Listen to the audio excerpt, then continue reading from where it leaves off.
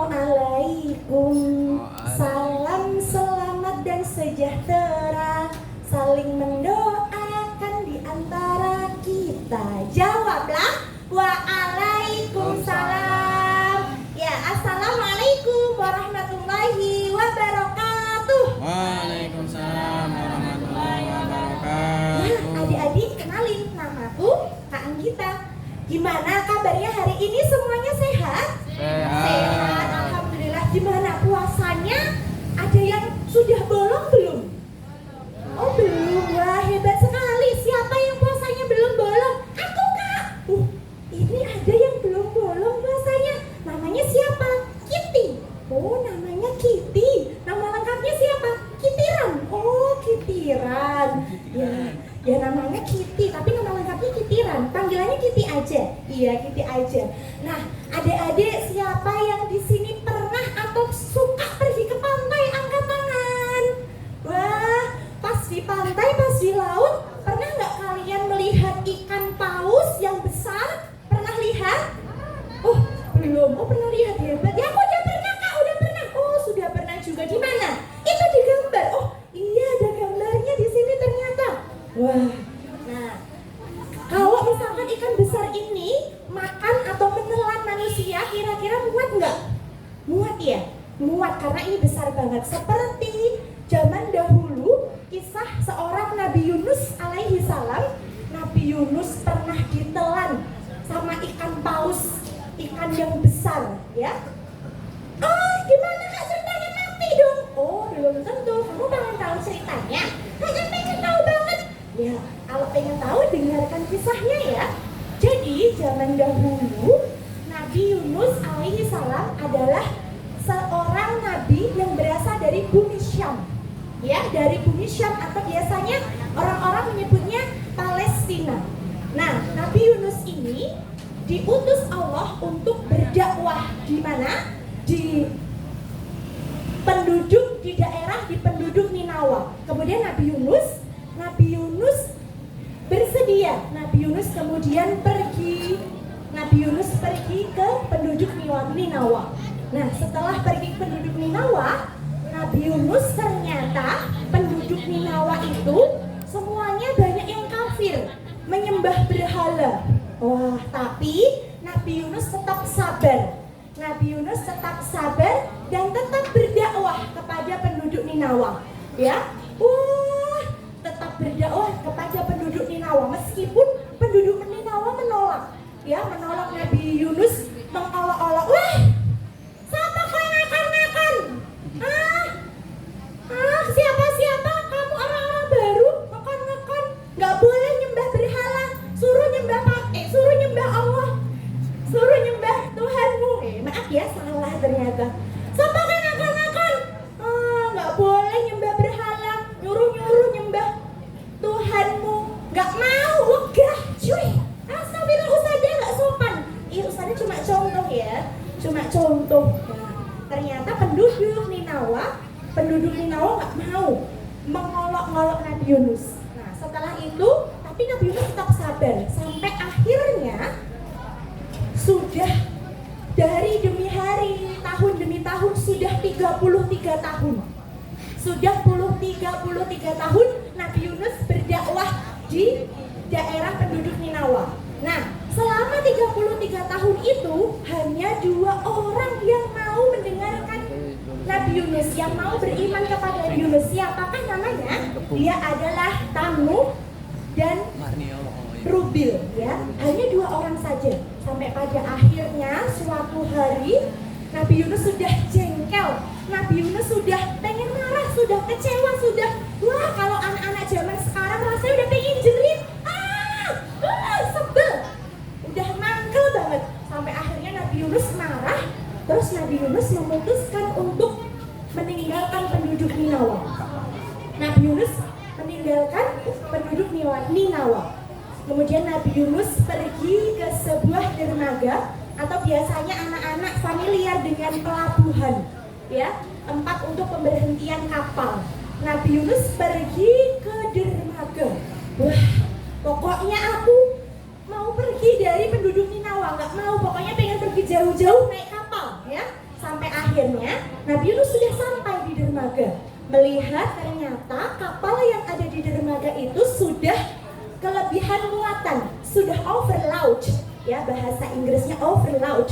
Sudah kelebihan muatan, tapi kata nahkoda itu yang menyetir kapal ya, yang mengemudikan kapal, nggak apa-apa karena cuacanya ini cerah sekali. Jadi boleh. Akhirnya Nabi Yunus naik kapal yang sudah overload ini. Kemudian berlayarlah kapal ini, berlayar tutut, terus ada salah. Tutut itu kereta. Oh iya lupa. Nyeng.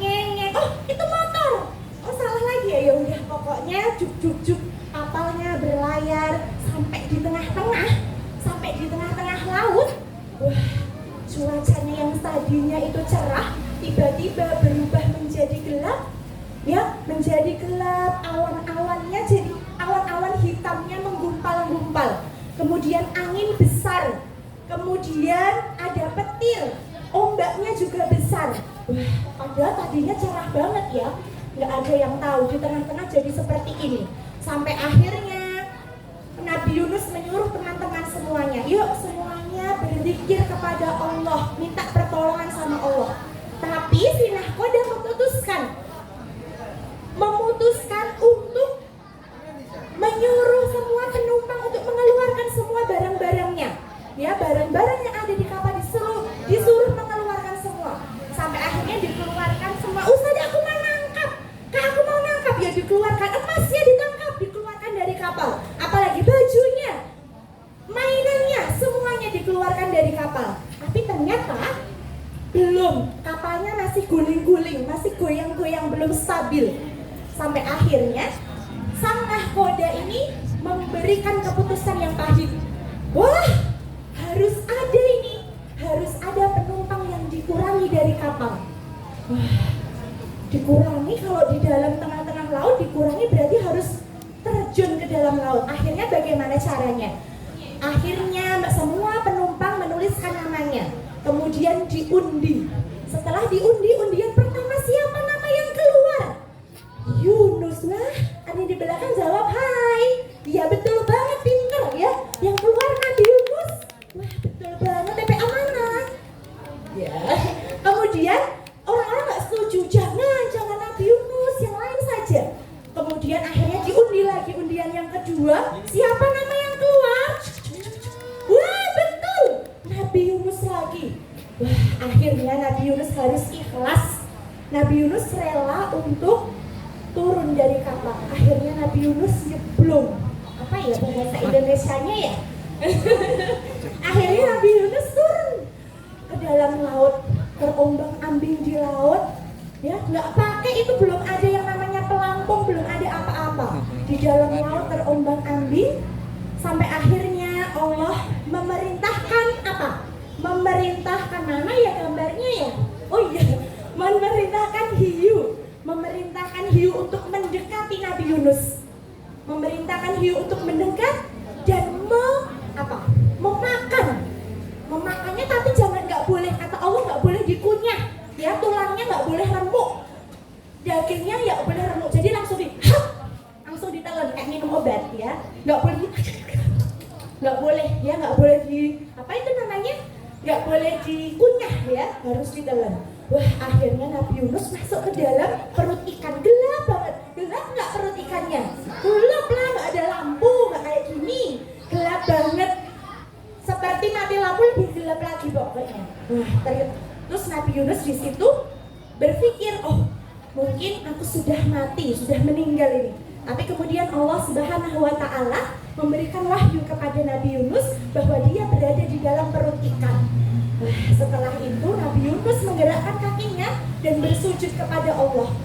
Terus beberapa saat kemudian Nabi Yunus mendengar siapa? Mendengar hewan-hewan yang ada di laut, mendengar penghuni laut bertasbih kepada Allah. Ada siapa aja penghuni laut, anak-anak? Ada ikan, ada karang, ada cumi-cumi, ada SpongeBob, ada Patrick, ada Squidward. Iya kan, itu penduduk laut, ya toh? Iyalah, iyain aja. Ya, pokoknya itu semuanya bertasbih kepada Allah. Jadi anak-anak dengar Jadi anak-anak setiap saat semua yang ada di laut itu bertasbih pada Allah. Setiap saat, cuma kita aja nggak dengar karena pendengaran kita terbatas, ya. Kemudian setelah mendengar penghuni laut bertasbih, Nabi Yunus kemudian merenung, kemudian sadar, ternyata aku salah. Aku nggak boleh pergi meninggalkan penduduk penduduk Ninawa. Ya Allah, pinter banget ya. Makasih loh ya penduduk Ninawa. Dalam keadaan marah, nggak boleh. Nabi Yunus akhirnya merenung, menyadari kesalahannya di dalam perut ikan. Ya, meskipun gelap-gelapan, akhirnya Nabi Yunus berdoa kepada Allah. La ilaha illa anta subhanaka inni kuntu minadz zalimin. Tiada Tuhan kecuali Engkau, Maha Suci Engkau. Sesungguhnya aku termasuk orang-orang yang zalim. Terus menerus Nabi Yunus berdoa, la ilaha illa anta subhanaka inni kuntu minadz zalimin. La ilaha illa anta subhanaka inni kuntu minadz zalimin. Setelah berdoa, akhirnya Allah Subhanahu wa ta'ala mengabulkan doa Nabi Yunus. Allah menyelamatkan Nabi Yunus dari dalam perut ikan. Bagaimana caranya? Caranya Allah meminta ikan paus untuk mengeluarkan dari dalam perutnya. Suruh mengeluarkan langsung, dikeluarkan langsung, disemburkan ya. Akhirnya disemburkanlah kemana? Ke padang yang gersang. Ya, nggak ada apa-apa, gersang di daratan, bukan di laut lagi. Disemburkan. Di situ Nabi Yunusnya ada di situ ternyata. Di situ padang gersang. Kemudian tapi Nabi Yunus dalam keadaan sakit karena di dalam perut ikan nggak bisa makan ya, nggak bisa makan, nggak bisa minum, apalagi jajan, bisa nggak? Nggak bisa. Akhirnya keluar dalam keadaan sakit. Kemudian Allah menumbuhkan di padang yang gersang itu sebuah tanaman sejenis labu-labuan, sejenis labu. Akhirnya Nabi Yunus makanlah labu itu, kemudian kembali sehat. Terus sudah. Terus Nabi Yunus kembali lagi ke penduduk Ninawa. Nah, cerita selanjutnya PR saja ya. PR-nya kira-kira Nabi Yunus kembali ke penduduk Ninawa, penduduknya beriman atau justru terkena azab? Beriman betul. Kena azab enggak? Ya, ini PR ya, ditulis ya. Ya, PR-nya seperti itu. Nah, jadi hikmah dari kisah ini adalah apa anak-anak? Adalah kita tidak boleh mengambil keputusan ketika marah. Ya, nggak boleh marah-marah. Berarti diam dulu, jangan langsung mengambil keputusan. Kemudian harus selalu berzikir dan berdoa kepada Allah Subhanahu wa ta'ala.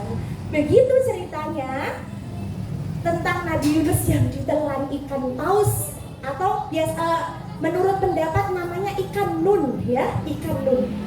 Cerita selanjutnya nanti kita sambung lagi ya kapan-kapan ya, Kitty ya. Ya, nanti bareng Kitty lagi. Siapa nama panjangnya Kitty tadi? Kitiran. Oke. Baiklah teman-teman semuanya, terima kasih ya. Sampai jumpa lagi kapan-kapan. Assalamualaikum warahmatullahi wabarakatuh.